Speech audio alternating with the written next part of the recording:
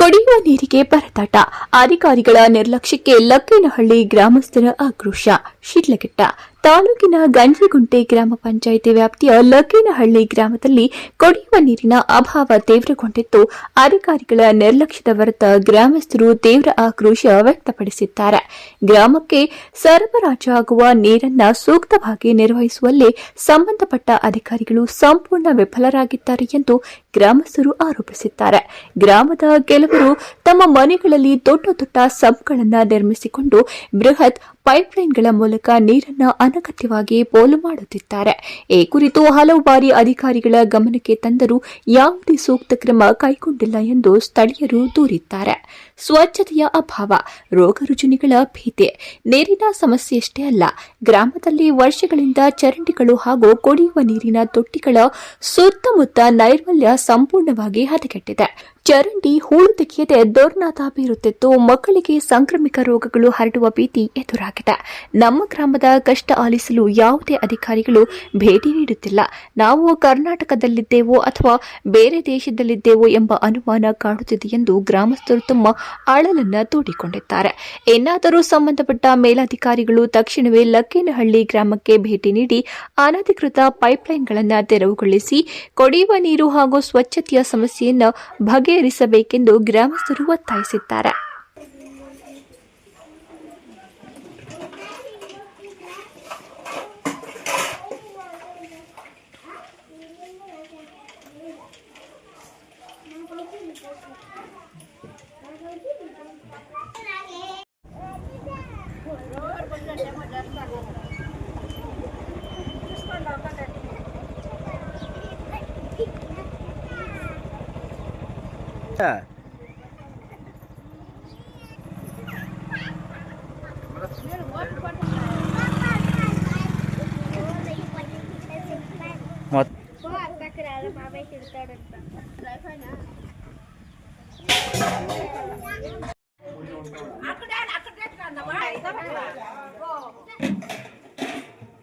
అదంతా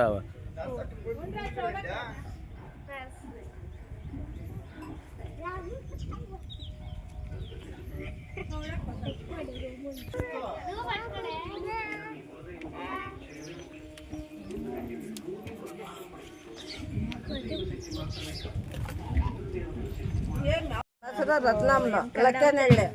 ಇಲ್ಲಿ ನೀರು ಜಾಸ್ತಿ ಪ್ರಾಬ್ಲಮ್ ಆಗುತ್ತೆ. ಎಲ್ಲ ಊರಾಗೆ ಎಲ್ಲ ಸಿಂಪಗಳು ಹಾಕಿದ್ದಾರೆ.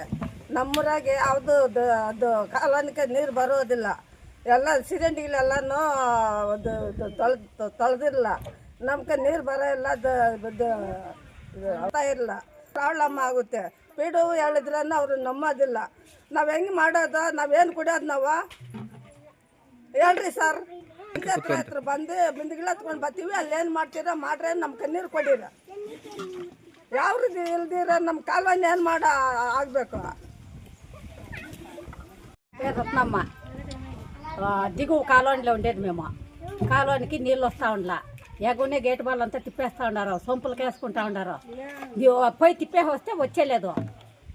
ఇక్కడ ఒక సుక్క కానీ వస్తూ ఉండలే. 8 దినాలు అయింది. వాటర్ మ్యాన్ లేదు. సెక్రటరీకి చెప్పినాము, పీడోకి చెప్పినాము, ఎవరు పట్టించుకుంటా ఉండలా. మా ఊరు గవర్నమెంట్ లిస్ట్లో ఉందా లేదా అదొక చెప్పండి.